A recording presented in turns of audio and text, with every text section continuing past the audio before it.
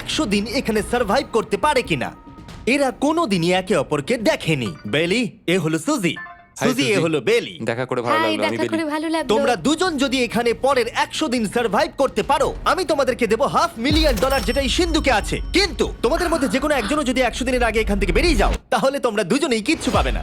ঠিক আছে, আশা করি তোমরা নিয়মগুলো বুঝতে পেরেছো। মজা করো। ঠিক আছে, বাই। এটা কিন্তু দারুণ হতে চলেছে।